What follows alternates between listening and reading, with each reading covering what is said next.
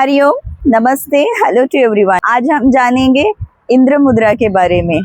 जैसे कि दोस्तों, पृथ्वी के लिए जल का जितना ज़रूरत है पृथ्वी के लिए, वैसा ही हमारे शरीर के लिए भी जल का बहुत ही महत्वपूर्ण है।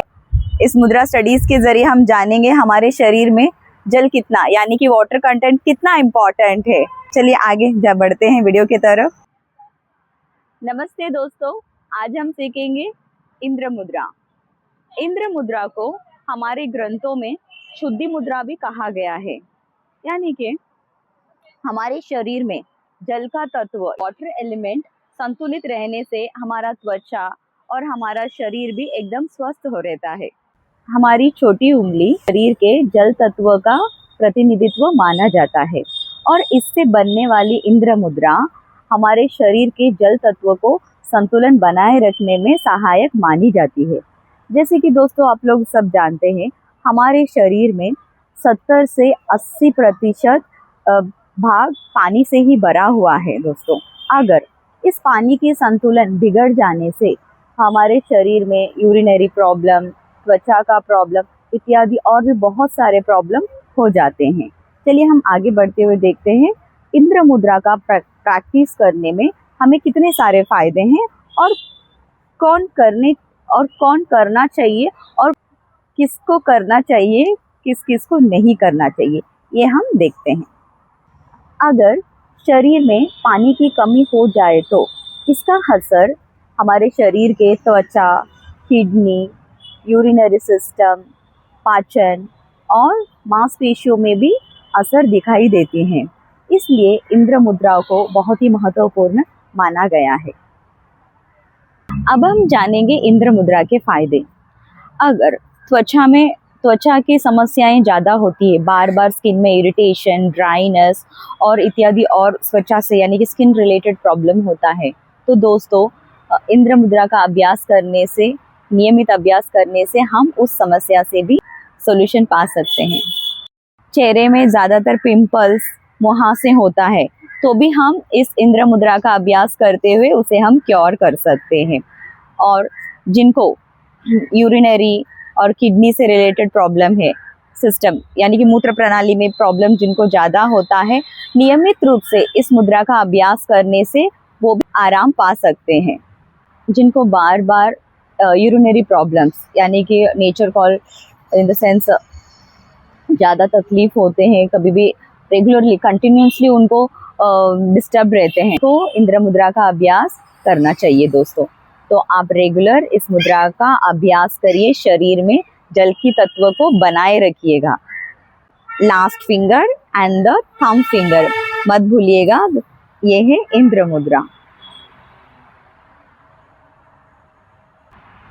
आंखों में थकन, आंखों में आई ड्राइनेस, आंखों में जलन, ज़्यादातर लैपटॉप, पीसी एंड आईपैड में ज़्यादा वर्क करते हैं, मोबाइल ज़्यादा देर देखते रहते हैं। बच्चे लोग आजकल ऑनलाइन क्लासेस करते हैं, सभी लोगों का जॉब आजकल ऑनलाइन ही होता है, तो इस अवस्था में आंखों में जलन ज़्यादा होता है। तो only 5 minutes, minimum 5 minutes, maximum 15 minutes. देखिए कितना आसान है।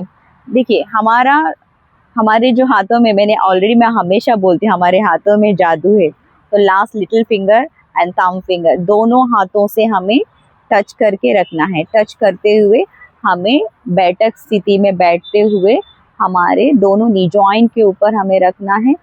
कोई भी सुखासन, पद्मासन, अर्ध पद्मासन, वज्रासन, आपको जो स्थिति अच्छा लगे उस आसन में बैठे हुए आपको मिनिमम 5 मिनट्स, मैक्सिमम 15 मिनट्स इस मुद्रा का अभ्यास करना है।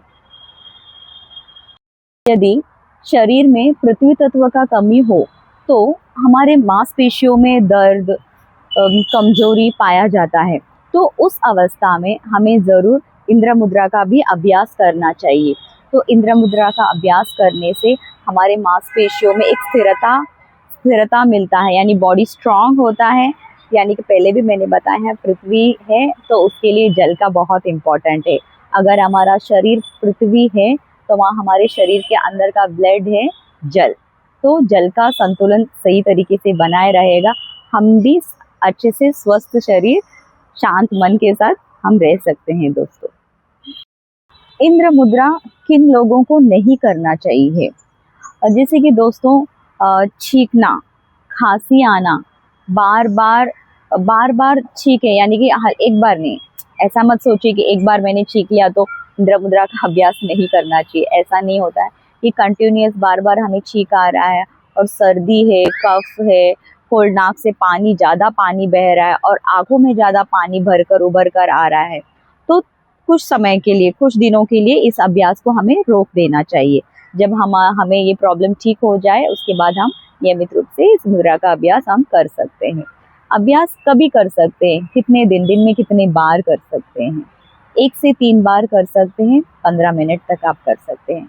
याद रखिए, मुद्रा का अभ्यास करते हुए रीढ़ की हड्डी सीधी रखें, कमर सीधा रखें और ध्यान मुद्रा की तरफ। सिंसियरली, सीरियसली एंड रिलीजियसली करते रहिए दोस्तों। योग करिए, मुद्रा का अभ्यास करिए, रोग से मुक्त रहिए दोस्तों। योगा अभ्यास, योग मुद्राएं, ये सब योगा का एक अंग है। ये कोई भी बीमारी के लिए चिकित्सा विकल्प नहीं है दोस्तों। तो आप अपने सेहत का ख्याल रखिएगा, अपना सेहत बनाए रखिएगा, मुद्रा का अभ्यास करिए, योग का अभ्यास करिए, सेहतमंद रहिएगा।